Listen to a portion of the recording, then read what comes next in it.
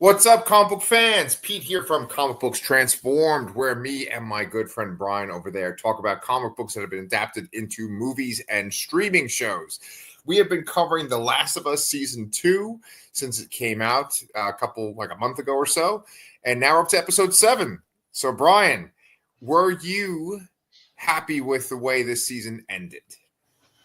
Oh, man, that's a question. I ultimately think they really messed up a lot of character motivations in this season compared to the game, which I think just did just about everything better, really. This time around. Okay. There were some really great comparisons to make between the first game and really they really just took what worked from the game in the first season and then they added to it. Really, they didn't really change very much. Mm-hmm. Here, they changed a decent amount, and it kept some of the changes were big. One of the biggest changes they made is that Tommy doesn't go out first looking for Abby. That has been probably the biggest difference maker in the entire season here, which is kind of unfortunate, I think, and that's where it all kind of starts cascading out of control, really. Okay, so you say kind of unfortunate. Why do you think it's unfortunate? Because I feel like they kept a lot of the actions that the characters had the same, but changed their motivations, so it makes them seem less interesting. Okay, sure. It's kind of like they have to hit these certain story beats, and it doesn't make as much sense when you change the order. Okay. It's not necessarily the order. It's really like the character's purpose in doing everything. Mm-hmm. And I really think they really kind of nerfed Ellie in general. Yeah. They treat her and she behaves like a child, really. Yep. She is so much more intense and sure of herself. And yes, she's still selfish in a way because she's going out for this revenge aspect of this little journey here, but she's just a lot more resourceful and just more sure of herself, I guess. Yeah. You know, it's been a thread that we've had like for every discussion where we talk about Bella Ramsey, and you kind of always say the same thing where it's like, you know, she worked as the young version of Ellie where she's like a little kid, but now as an adult, it's you don't feel that connection as strongly. At this point, though, I also feel they wrote her differently than the game. I think I don't want to lay this all on Bella Ramsey because I don't. I think it's more so how she was written for the show compared to the game. Yeah. You know, it's funny because my kids are watching the Twilight movies, kind of like ironically, they're laughing at them, right? And you see Kristen Stewart and you see Robert Pattinson, and you think these people are amazing actors, but they just seem so goofy in these movies.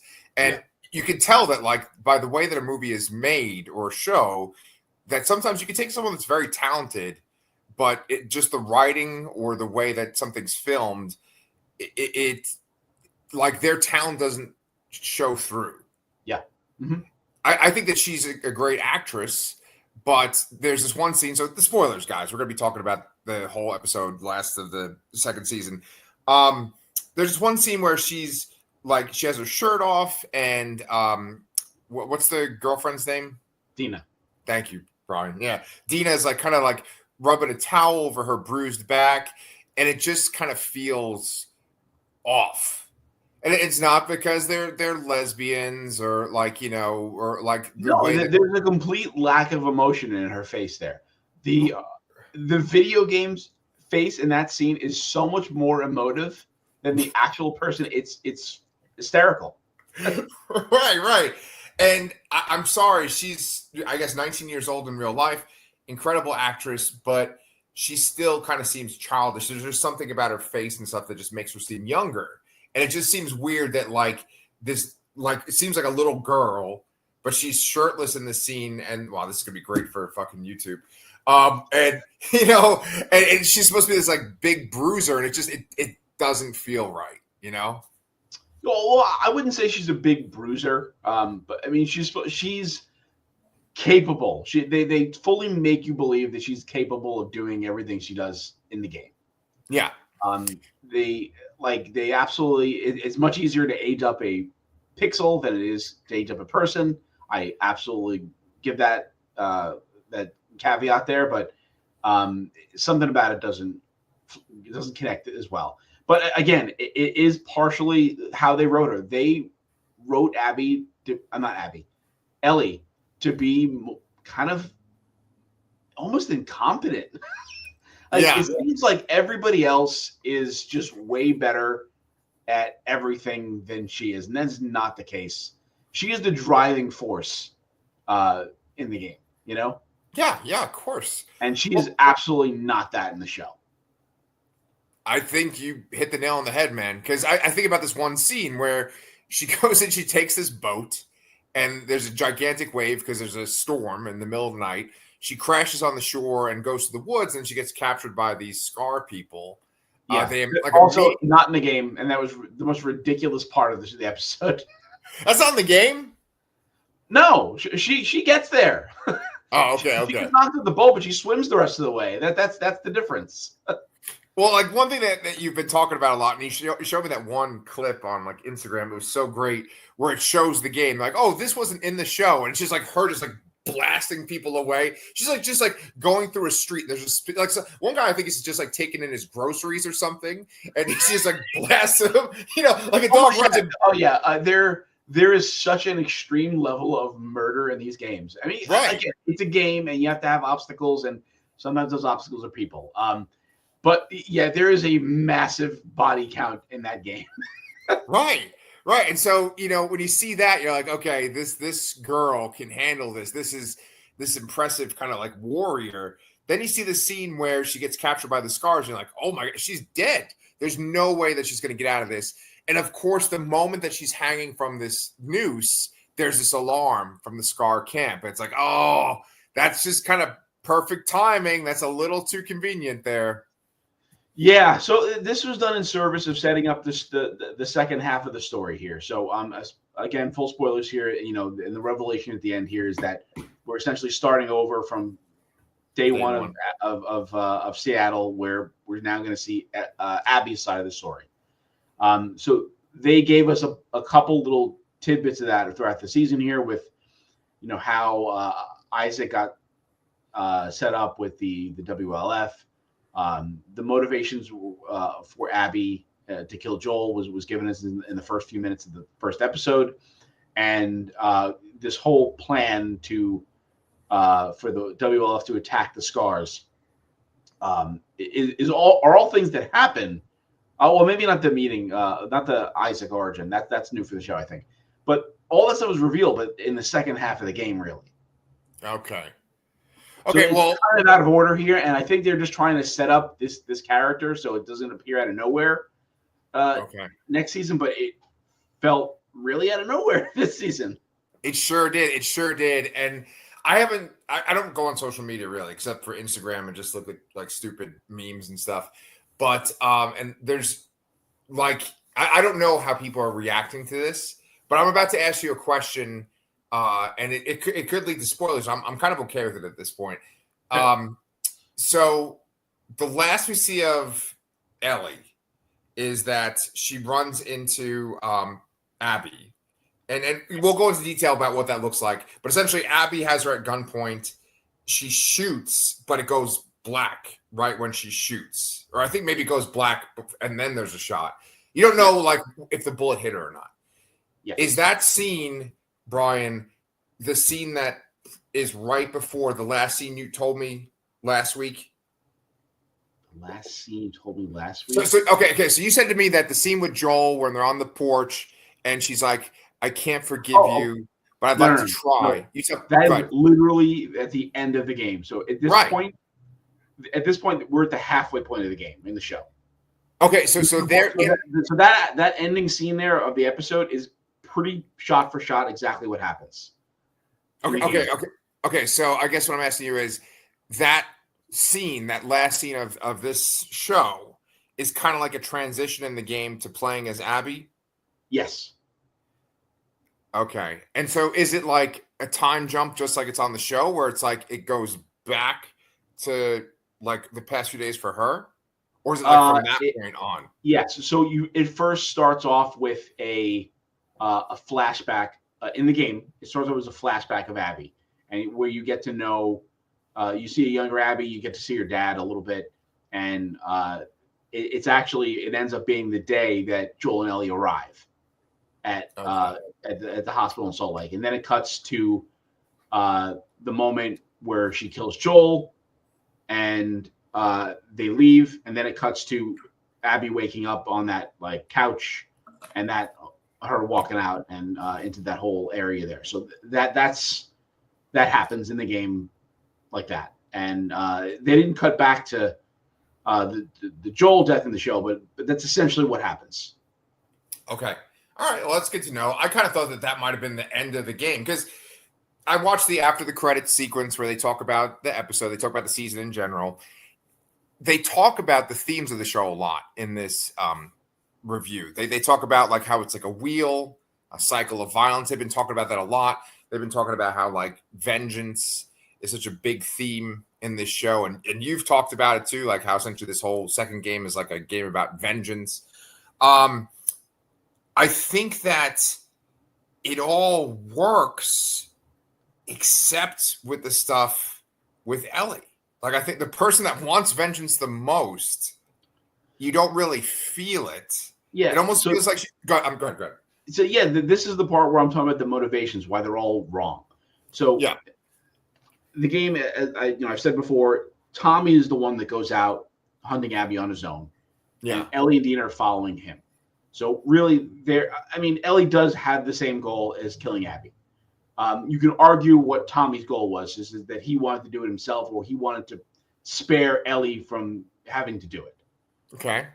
You make that argument. I don't really know where it is, but just the fact that, and then Jesse shows up looking for everybody, basically, because and it's not that they came here to bring Ellie and Dina back. That wasn't what it was. They were trying to find Tommy and stop him, and not try to find Ellie and stop her. So that's where it kind of really falls apart to me. And then they have all these conversations, like the conversations with Jesse and Ellie about about the vote. There was no vote in the game, but Jesse says, I voted no, but I would have came with you. And that's essentially what happened is that Jesse said in the game, like, I would have come with you if you would have asked me. It's just, okay. And then at that point, the two of them, there's a point when they split apart.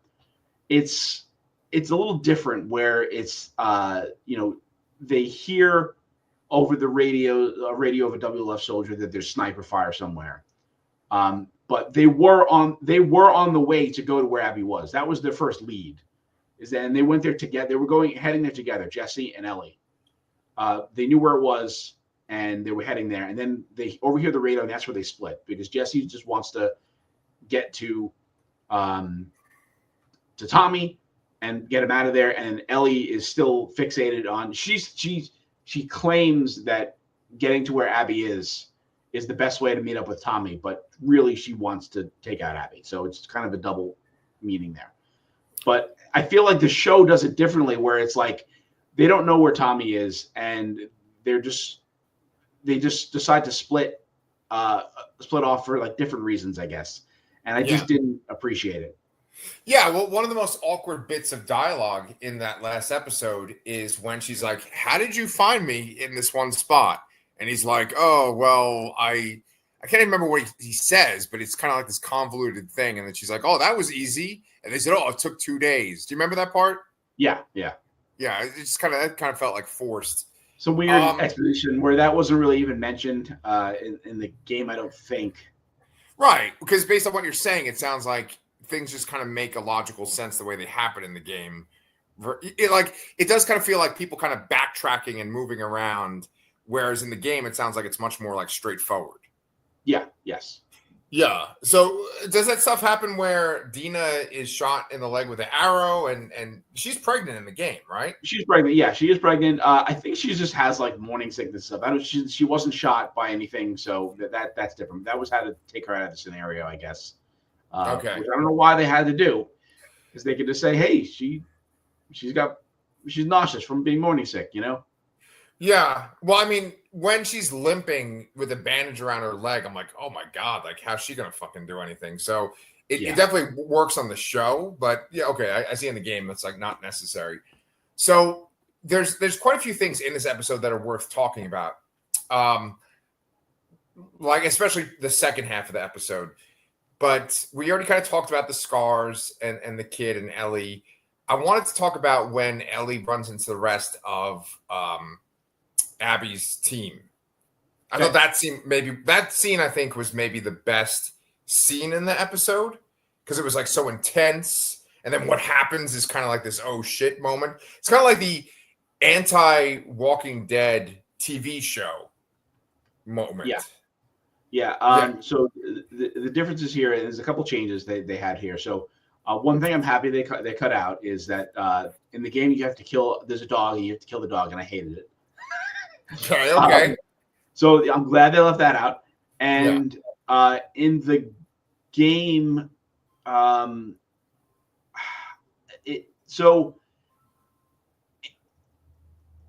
Ellie is a lot more confident and in control in the situation in the game. And it seems like in the show, she just kind of accidentally shoots the guy, and then it conveniently also hits the pregnant girl. I did really appreciate that actress that played Mel. Oh, hell yes. And how quickly she jumped to do this, save my baby. That was not in the game. So it's more like the game was Ellie walks up with her own map and says, you point to where Abby is, and then you're also going to point there. And if they don't match, I'm going to kill you, which is a tactic that she learned from Joel and Tommy. I don't remember if they've mentioned that in the show before, but it definitely is, at least in this game earlier on. And they comment on that. So Owen makes a move, he gets shot, and then Mel grabs like a scalpel and tries to stab Ellie, and then she defends herself and like cuts her throat rather than a shot ricocheting, skinning the neck there. And then Ellie is just like shocked, and there's no request to I think the request to take out to save the baby was a very heavy choice to add, and I think that worked well. I think that was a nice addition to add to the kind of trauma of this scenario here. And then that's when Tommy and Jesse show up at the same time in the game and the show. Okay, so in the game, that woman is pregnant though. Like you find the pregnant belly. Okay. Yeah, I really, really liked that scene. You just complimented that actress because it's just great the way she handles it. She's just like so calm and steady with what she's saying, even though like she's about to die. She's trying to save her child's life. It's a great kind of mirror to what's going on with Dina. Like Dina's pregnant in this crazy world, and this could happen to her at any second. When she got out the knife and she was about to cut the pregnant belly, I was like, okay, this reminds me of, I can't remember which season of The Walking Dead it was, maybe like the third or the fourth, but it's essentially when Rick's wife is about to die. And in the comic, because I was thinking about the comic, I was like, wait a minute, that's not how she dies in the comic. And then I remembered how she dies in the comic. Do you remember how the wife fucking dies? Yeah, that baby doesn't survive in the comic. Yes. That was one of the, you and I have been talking about comics for over 20 years now. And that one like full page shot of the mom and the baby, that's still iconic. Yes. Weird that I'm saying that's iconic, but that's to me, that's why that scene was like the best scene. And I do think it was a kind of a commentary on The Walking Dead because the subject matter is so similar too. Yeah, it's very possible. It definitely, the game definitely came out well after the comic did, but I don't remember where it came out in relation to that when that happened in the show. So yeah, that might be something that like I bet you'll probably do later, but like you'll look up when that episode happened on the show, and then like when Yeah. Last of Us season 2 or game 2 came out. So I mean that was kind of what I thought was the best scene in the episode. Another kind of gut punch moment is right at the very end.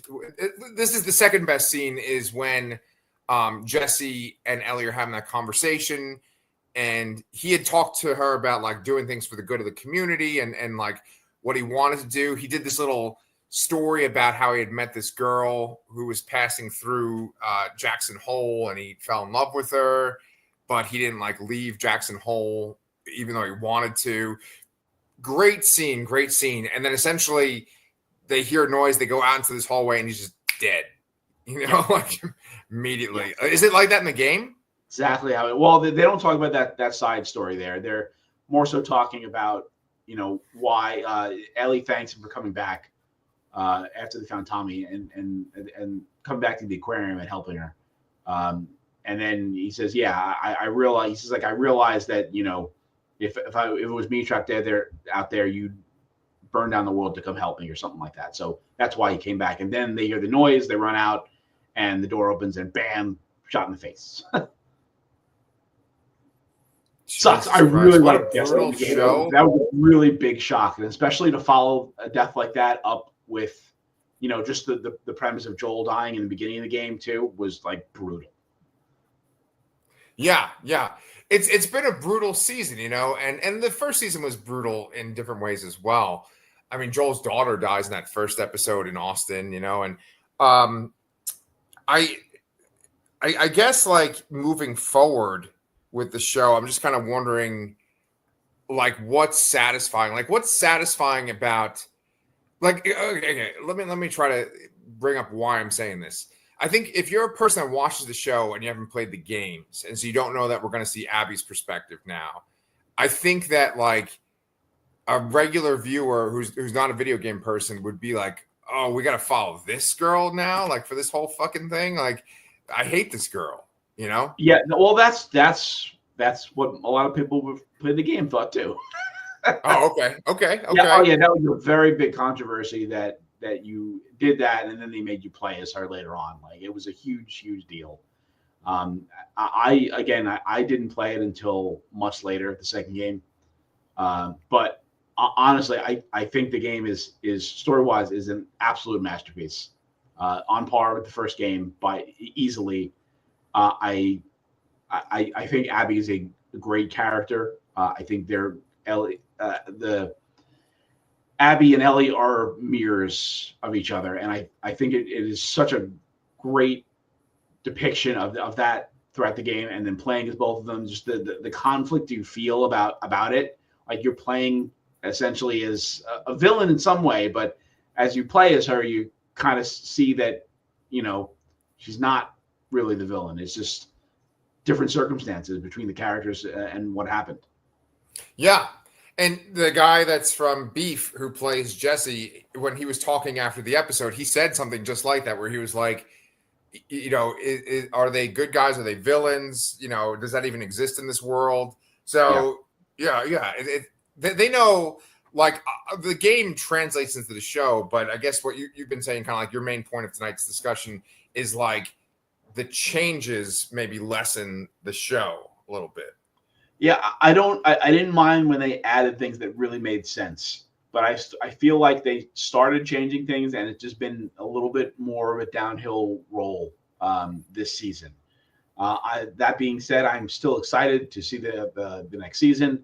As I said, I do like Abby as a character. I think they did a really good job of explaining her point of view and her circumstances, and it concludes in a very kind of exhausting and draining manner. Like it was like it was an experience, much like how I felt. Like I think I told you I saw Sinners over the weekend. Yeah, and that's a similar feeling. You just feel so drained and exhausted by how good it was, really. Yes. I want to ask you about one particular scene in Sinners after we're done recording. Sure. I forgot you said you saw that too. But what I was going to ask you though is that obviously they have to kind of hit this beat, this kind of to be continued beat by the end of the season. And so they show Abby waking up and she has a book on her lap, and then she like walks over to the window and she opens it up. And I think it's like a stadium. Like I don't know, they're in Seattle, right? So maybe it's like where the Mariners play or wherever the fuck the football team is there. Seahawks. And the what? The Seahawks. Oh, okay. So whatever. It's like one of their stadiums, and then there's just like trucks, and it just looks like this big, giant organization. Like I think the idea is to show that it's like much bigger than you thought it was. But is that a compelling enough cliffhanger to make people be like, oh, I got to see what happens in the next season? Like seeing that these people in Seattle, the Wolf people, like, is that compelling enough? Is that exciting enough?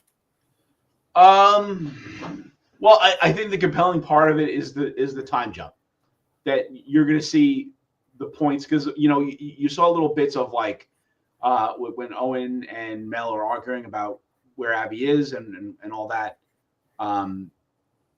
They leave these little kind of breadcrumbs there that you're like, oh, well, what happened there? And I think the idea is that you have the fade to black and then the gunshot, and then you play as Abby for a significant amount of time, and then you come back to that scene. So you're basically playing the same time frame as just from another perspective, which I do find interesting. Okay. So it's not the draw of the size of WLF, but it's the draw of the perspective, the opposite perspective of this hunt for revenge. Okay.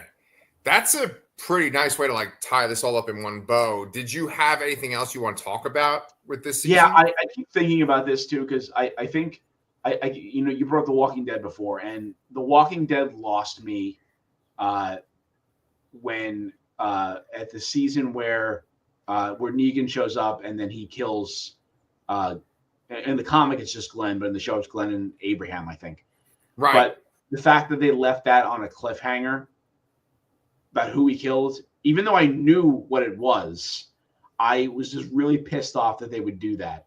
And that wasn't as bad because it ended in like, I don't know, April or May or June, and it came back in October. So it was only like a couple months. I feel like that show lost me there at that choice. But really, this is a very similar situation. They've had a fade to black. They had the protagonist at gunpoint, and then you heard a gunshot, and then they don't give you the answer.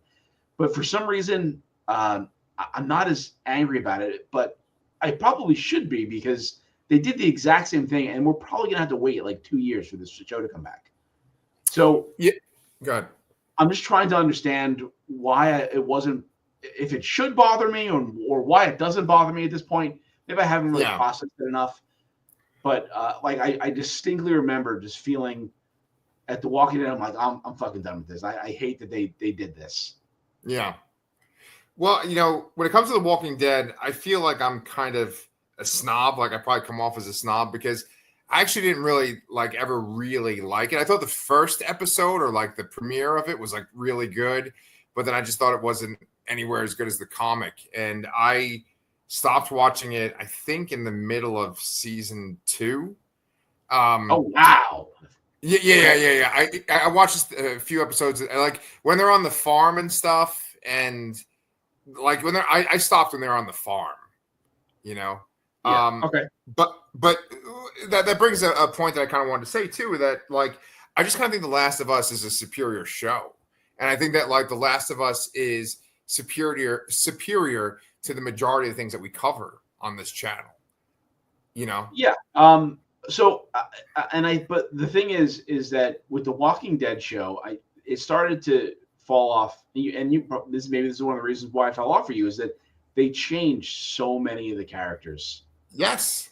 And I think that's why The Last of Us did so well, is that they stuck to the script and added to it and didn't really change anything. I think that's why I hold the first season in higher regard than this. And I hope they can do better with the apparently third and fourth season. I mean, that's what the creators had in mind. But I mean, who knows what it'll be in terms of ratings? I'm sure there are plenty of people that are pissed off at this show and may not come back to it. Just like there were people that were pissed off at the game.